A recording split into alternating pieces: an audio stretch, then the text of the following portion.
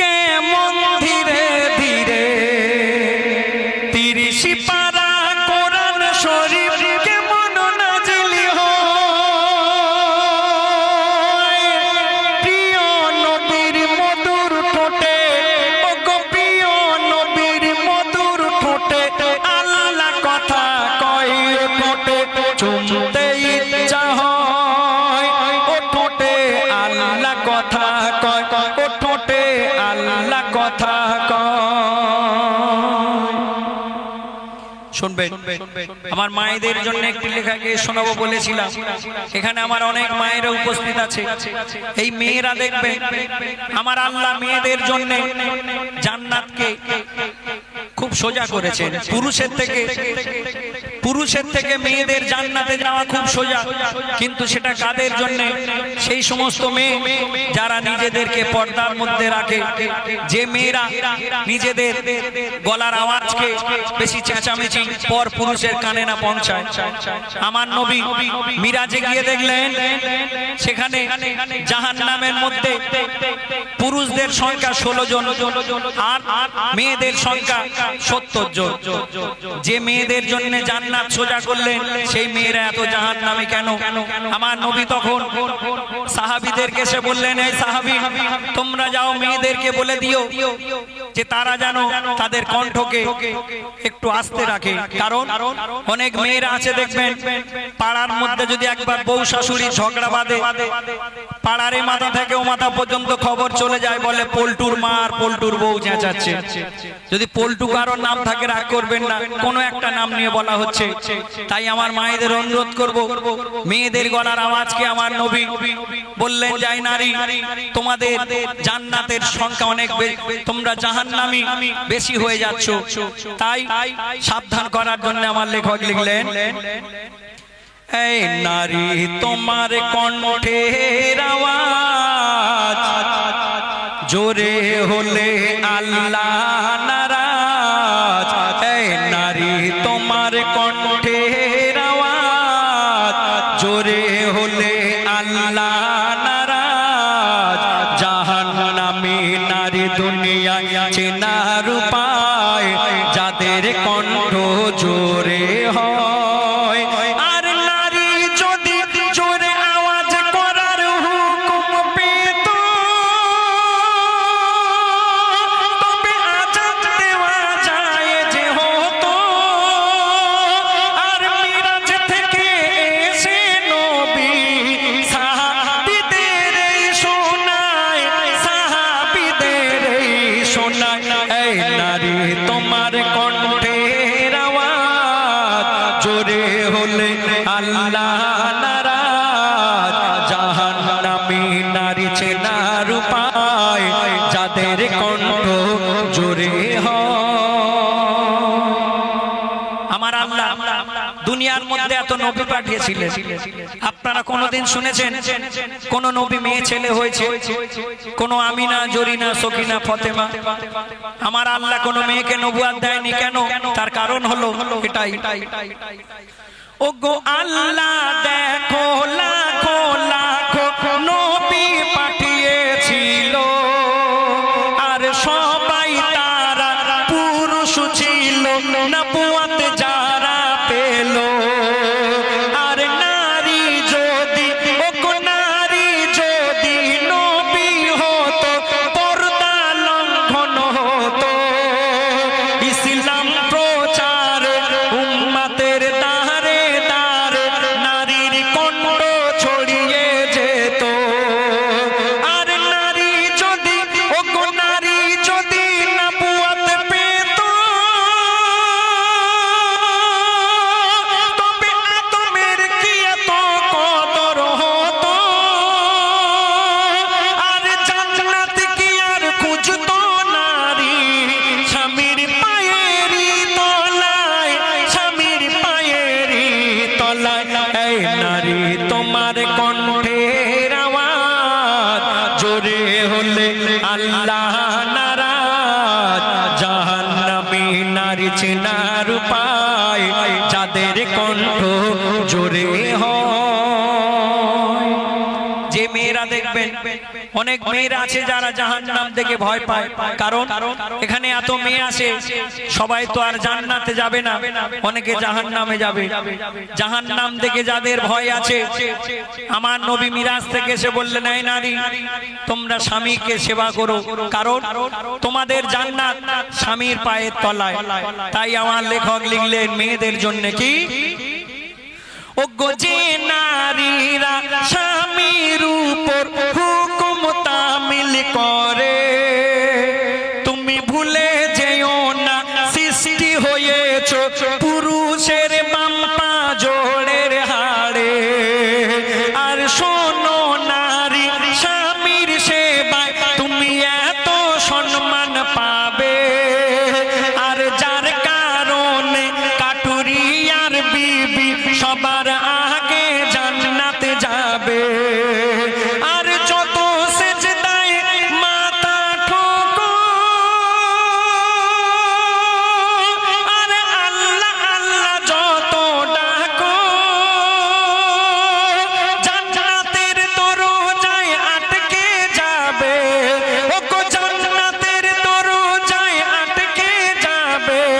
স্বামী যদি নারাজ হয়, স্বামী যদি নারাজ হয়, ও গো স্বামী যদি নারাজ হয়, এই নারী তোমার কণ্ঠের আওয়াজ জোরে হলে আল্লাহ নারাজ। জাহান্নামী নারী চেনার উপায়, যাদের কণ্ঠ জোরে হয়। আর নারী যদি জোরে আওয়াজ করার হুকুম পেত, তবে আজান দেওয়া যায় যে হতো। মিরাজ থেকে এসে নবী সাহাবীদের শোনায়, সাহাবীদের শোনায়, ও গো সাহাবীদের শোনায়।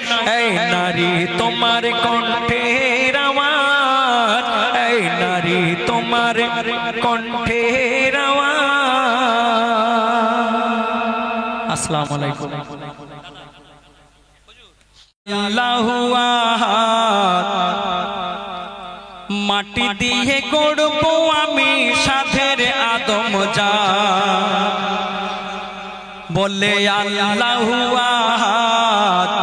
মাটি দিয়ে গড়বো আমি সাধের আদম জাত, ও গো হবে এমন মাটির আদম করবে আমার ইবাদত। ও গো হবে এমন মাটির আদম করবে আমার ইবাদত। পুরা হবে আমার সাথ, ওই আদম থেকে পাবো আমি আমার মোহাম্মদ। আমার মোহাম্মদ রে, আমার মোহাম্মদ, নবী মোহাম্মদ রে, নবী মোহাম্মদ। ওই আদম থেকে পাবো আমি আমার মোহাম্মদ। বলে আল্লাহু আহাদ, মাটি দিয়ে গড়বো আমি সাধের আদম জাত। বলে আল্লাহু আহাদ, মাটি দিয়ে গড়বো আমি সাধের আদম জাত। ও গো হবে এমন মাটির আদম করবে আমার ইবাদত। ও গো হবে এমন মাটির আদম করবে আমার ইবাদত। পুরা হবে আমার সাথ, ওই আদম থেকে পাবো আমি আমার মোহাম্মদ। আমরা আমার লেখক লিখছেন, আমার আল্লাহ রসুল, আল্লাহ রসুল এই দুনিয়ার মধ্যে হায়াতে ছিলেন মাত্র 63 বছর। আমার আল্লাহ হায়াতের মালিক, তিনি আমার নবীকে দুনিয়ার মধ্যে রেখেছিলেন মাত্র 63 বছর।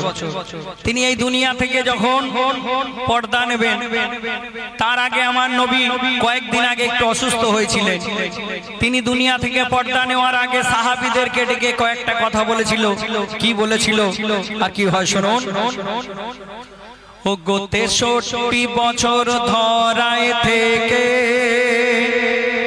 নবী যখন পর্দা নেবে, সাহাবীদের বলে গেল কাফন দাফন কেমন বলে বলে কে আমাকে গোসল দেবে, কেমন হবে জানাজা, আর কে আমাকে কাফন পরাবে, কোথায় হবে আমার রওজা। আর আমার নবী কি বলে, আমার গোসলে হযরত আলীর সাথে থাকবে 3 সাহাবী, আমার জানাজার কোনো ইমাম হবে না বলে গেলেন নবী, আমার জানাজা প্রথম পড়বে একা একা জিবরিল আমিন, ফেরেশতা সাহাবা একা একা জানাজা পড়বে সেদিন। আর 3 দিনের মাথায় শেষ হবে যখন আমার জানাজা,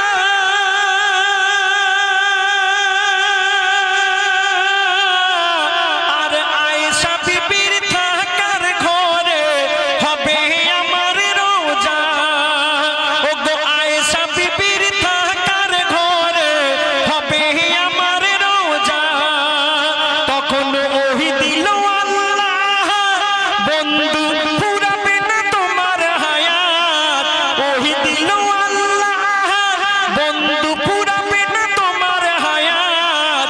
ওই রওজার ভিতর তুমি জিন্দা রবে, ওই রওজার ভিতর তুমি জিন্দা রবে, তোমার রওজা হবে রিয়াজুল জান্নাত। ওগো রওজার ভিতর তুমি জিন্দা রবে, রওজা হবে রিয়াজুল জান্নাত। নবীদের ফুরায় না হায়াত, ওগো নবীদের ফুরায় না হায়াত। আমার মুহাম্মাদের, আমার মুহাম্মদ, নবী মুহাম্মাদের, আমার মুহাম্মদ, ওই আদম থেকে পাবো আমি আমার মুহাম্মদ, আমার মুহাম্মদ।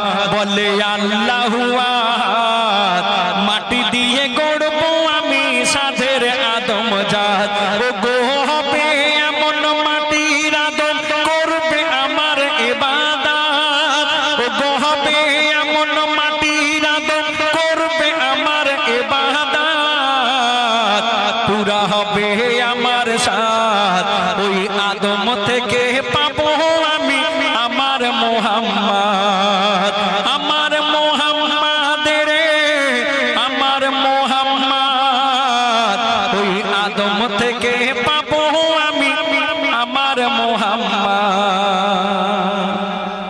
আর একটি ছন্দ আমার লেখক লিখলেন, তবে কথাটি খুব গভীর এবং একটু ডিপ কথা, শুনবেন। আমার লেখা সাধারণত আমি মেটিয়াবুরুজে একজন সুনামধন্য শিল্পী, আমি আমার বন্ধু এমডি হোজাইফা আবুল কালাম, আমরা মেটিয়াবুরুজের কম্পিটিশন করি, সেই লেখা থেকে একটি ছন্দ গিয়ে শোনাবো।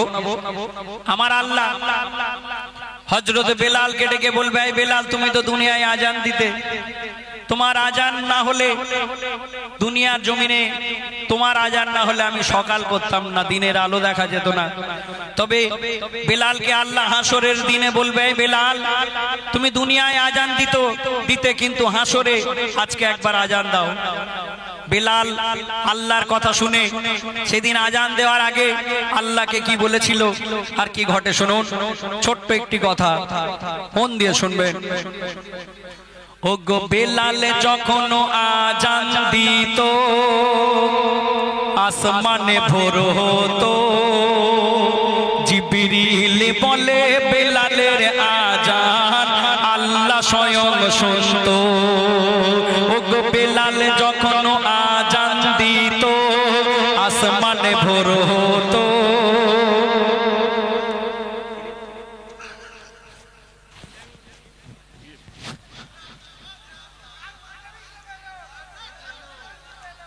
মাশাআল্লাহ। যাই হোক, ওগো বেলাল যখন আজান দিত, আসমানে ভোর হতো, জিবরিল বলে বেলালের আজান আল্লাহ স্বয়ং শুনতো। আর মেহসারের বিচার যখন শেষে হয়ে যাবে। আল্লাহ তখন হাফসি বেলালকে আজান দিতে বলবে। আর তখন আল্লাহ কি বলবে? ওগো বেলাল বলে আমি আজান দিলে দুনিয়ায় নামাজ হতো, মোর মুহাম্মদ সেই নামাজে ইমাম হয়ে দাঁড়াতো, মোর মুহাম্মদ সেই নামাজে ইমাম হয়ে দাঁড়াতো। আর যখন আজান দিতাম দেখতাম আমি শুধু নবীর দিকে, এখন তোমায় দেখবো না নবীকে দেখবো, বলো খোদা আমাকে। আল্লাহ যখন বেলালকে বলবে বেলাল তুমি হাসরে আজান দাও, সেদিন বেলাল আল্লাহকে বলবো গো আল্লাহ আমি দুনিয়ায় যখন আজান দিতাম আমার নবীকে সামনে রেখে আমি আজান দিতাম, কিন্তু এখানে তো মুহাম্মদ নেই, আমি কার সামনে আজান দেবো, কেমন করে আজান দেবো? তখন আল্লাহ কি বলে? দুনিয়ায় তুমি মুহাম্মদকে দেখতে এবার আমার দিকে তাকাও, তুমি কার চেহারায় কাকে দেখতে আমায় দেখে মিলিয়ে না। আর বেলাল দেখে খোদার দিকে সেজদাতে গেল ঝুঁকে, বেলাল দেখে খোদার দিকে সেজদাতে গেল ঝুঁকে, বলে আজ কি আবার মিলে গেল আহাদের সাথে মুহাম্মদ, বলে আজ কি আবার মিলে গেল আহাদের সাথে মুহাম্মদ, আহাদের সাথে মিলে মুহাম্মদ, আমার মুহাম্মদ রে আমার মুহাম্মদ, ওই আদম থেকে পাবো আমি আমার মুহাম্মদ। বলে আল্লাহু আহাদ, মাটি দিয়ে গড়বো আমি সাদের আদম জাত, ও গো হবে এমন মাটির আদম করবে আমার ইবাদত, ও গো হবে এমন মাটির আদম করবে আমার ইবাদত, পুরা হবে আমার সাথ, ওই আদম থেকে পাবো আমি আমার মুহাম্মদ, আমার মুহাম্মদ। শুনলে শুনলে শুনলে শুনলে শুনলে শুনলে শুনলে মাছ পাখি তো গেয়েছি না গো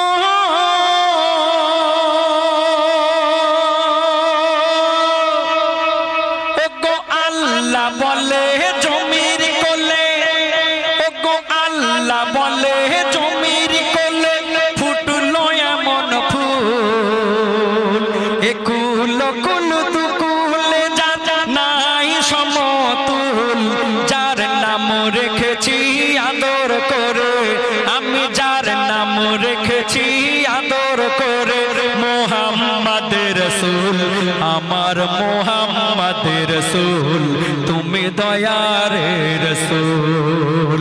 আল্লাহ বলে গো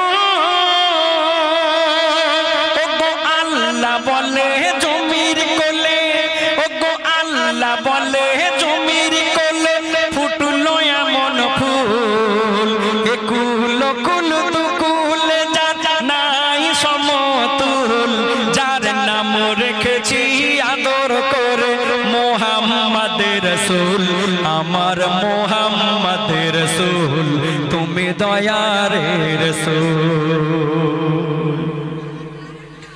ও গো একদিন বিকাল বেলা বসেছিল সাল্লে আলা, ছুটে এলো এক বুলবুল, বলে বাঁচাও দয়ার রাসূল। তখন তেড়ে এলো এক বাজ পাখি, তার লাল লাল হিংস্র আঁখি, বলে ছেড়ে দাও ওকে দেখি, ও নবী ও যে মোর শিকারের পাখি,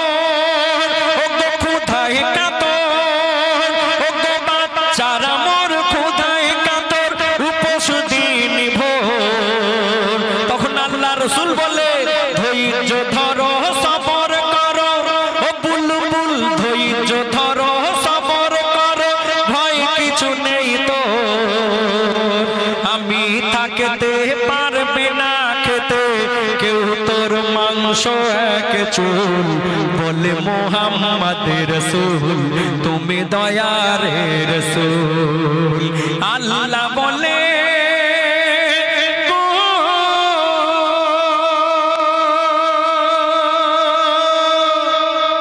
আল্লাহ রসূল বিবি আয়েশাকে ডেকে বললেন কি বললেন ও গো বলছে দয়ার নবী ওকে কাঁচা গোশত দাও আয়েশা বিবি বাজ পাখি খেয়ে নিবি বুলবুলকে ছেড়ে দিবি আর তখন বলে বাজ শোনো দোস্ত আমি খাবো না বাসি গোশত টাটকা গোশের আমি ভক্ত তার সাথে তাজা রক্ত তখন নবী বলে দিলাম মোর কামলি খুলে তখন নবী বলে দিলাম মোর কামলি খুলে মোর পিঠের গোশত তুই খা তুলে তুলে ওরে তুই খা তুলে তুলে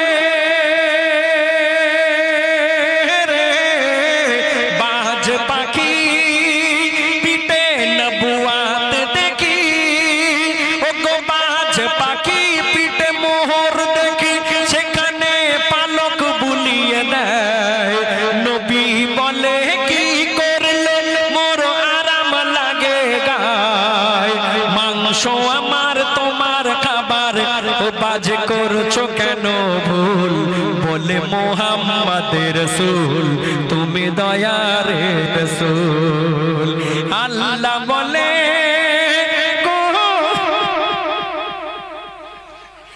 আমার কুরকুরে কোনো শুনলেন ছোট্ট লেখা আর একটা লেখা ওই রকম একদম ছোট্ট করে গাইবো বেশি বড় করে গাইবো না কারণ আমি একদম ছোট্ট করে গিয়ে শোনাবো শুনবেন খুব ভালো লাগবে ইনশাআল্লাহ তবে লেখাটা আমার মায়েদের জন্য খুব ফেভারিট লেখা একটু মন দিয়ে শুনুন শুধু গজল গাইলে হবে না কিছু